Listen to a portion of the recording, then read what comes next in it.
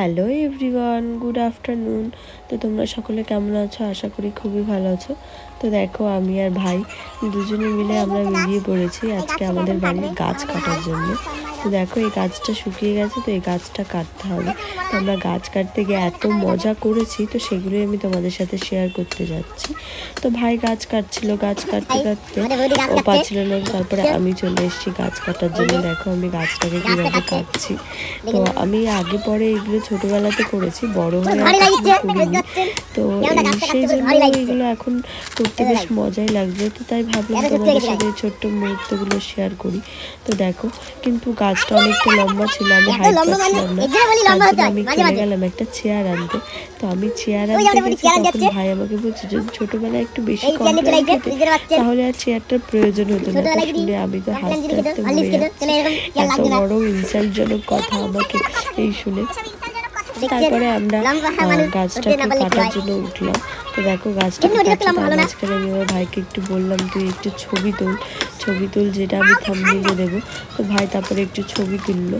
তারপরে গাছটা প্রায় কাটা শেষ। এবার এর মধ্যে দিদি এসে গাছটাকে ধরে টানাটানি করছে, যাতে গাছটা পড়ে যায়, যেন টালির উপরে না পড়ে, তো সেই জন্য টানাটানি করছে।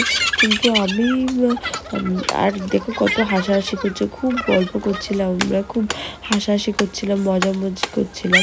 তো ভাই বলছে যে এই বাড়িতে কোনো ছেলে মানুষ নেই, সেই জন্য দুজন মহিলা মিলেই গাছটা কাটছে। সেই শুনে আমরা আরও হাসতে হাসতে আমাদের পেটে ব্যথা শুরু হয়ে যাচ্ছিলো। তারপরে গাছ কাটতে কাটতে আমার তো হাতটা ব্যথা হয়ে গেছিলো, সেই জন্য আমি বলছিলাম গাইস আমার হাতে খুব ব্যথা করছে, এই কথা বলছিলাম। তারপরে গাছটা কাটা হয়ে গেল, প্রায় এবার গাছটা নামাতে হবে। তার মধ্যে দেখছি কারেন্টের তার রয়েছে, তো সেই জন্য কারেন্টের তারটাকে আমাদের সরিয়ে নিতে হবে। তো সরিয়ে আমরা গাছটাকে নামিয়ে ফেলেছি। এরপরে গাছের শুকনো ডালগুলো আমি ছেটে দিচ্ছি। তো দেখো ছেটে দিচ্ছি আমি আর দিদি দুজনে মিলে কিভাবে আমরা কাজটা করছি।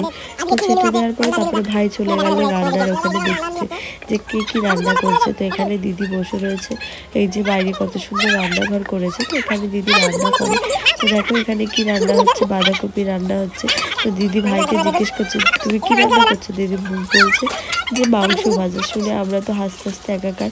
তারপরে ভাই আবার গাছের এখানে চলে আসলো, এবার আমাদের কাঁঠাল গাছের ডাল কাটতে হবে। তো দেখো আমরা কাঁঠাল গাছের ডাল কাটার জন্য ভাইকে গাছে উঠিয়ে দিয়েছি। তো ও গাছে উঠে গেছে, তো এবার ও ডালগুলো কাটবে। যেহেতু আমাদের শীতকালের বেলা বাড়িতে একটু রোদ পড়ে না, সেই জন্য আমরা গাছগুলোকে কাটছি। তো অনেকেই অনেক কমেন্ট করবে যে সবাই বলে গাছ লাগাও জীবন বাঁচাও, কিন্তু এদিকে আমরা গাছ কেটে দিচ্ছি।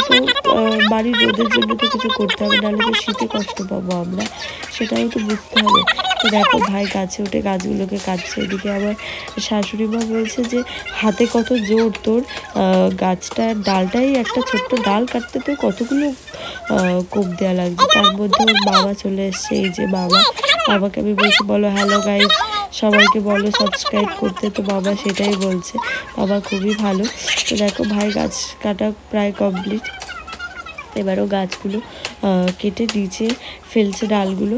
তো দেখো প্রায় কাটা কমপ্লিট, এবারও গাছ থেকে নেমে পড়বে। তো আমি বলছি ভাই একটু কিছু বলে দাও। তো ভাই বলছে হ্যালো গাইস, সবাই একটু সাবস্ক্রাইব করে দেবে।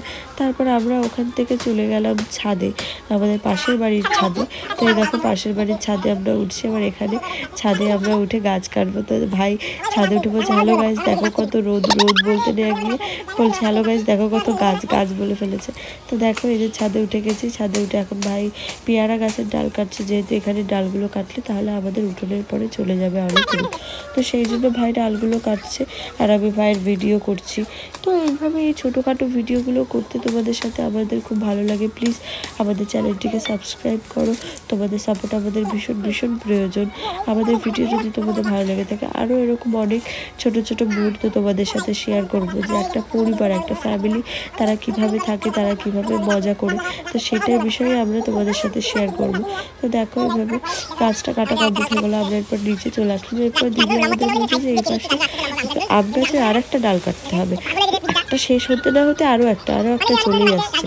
তারপরে আমি গিয়ে দেখছি যে কোন ডালটা কাটতে হবে। এর মধ্যে ভাই দেখাচ্ছে যে ওই দিকটা পরিষ্কার করার পরে কেমন লাগছে। দেখো পেয়ারা গাছের ডালগুলো কাটার পরে কত সুন্দর পরিষ্কার হয়ে গেছে ওই দিকটা।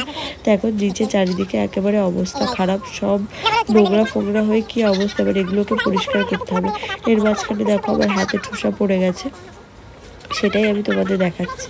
তারপরে দিদি আমাদের দেখাচ্ছে যে এই ডালটা কাটতে হবে, আমরা চেষ্টা করছি সেই ডালটা কাটার। তারপরে দিদি এই একটা গাছের ডাল দড়ি দিয়ে বেঁধে দিল, আর একটা গাছের ডালকে কেটে দিল।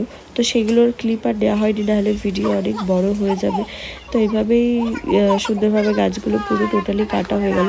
এরপর এগুলোকে পরিষ্কার করে সাইডে একটা জায়গায় জড়ো করে রাখার পালা।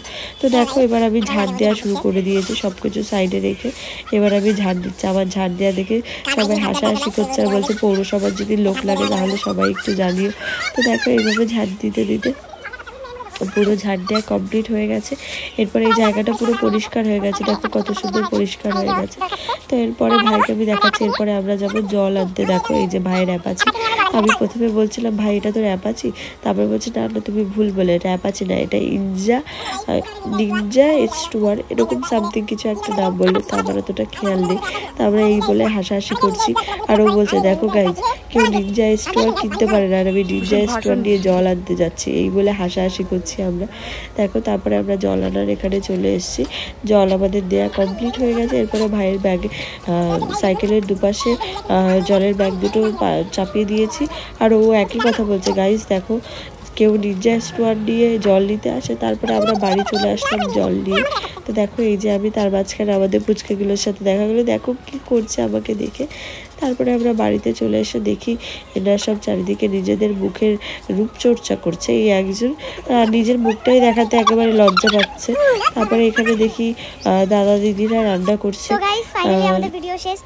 সো গাইস যদি আমাদের ভিডিও তোমাদের ভালো লেগে থাকে তাহলে অবশ্যই আমাদের চ্যানেলটিকে সাবস্ক্রাইব করে দেবে, পাশে থাকা বেল আইকনটি ক্লিক করে দেবে যাতে আমাদের যে কোনো ভিডিও সবার আগে তোমাদের কাছে পৌঁছে যায়। তাহলে দেখা হচ্ছে নেক্সট ব্লগে, ততক্ষণের জন্য টাটা।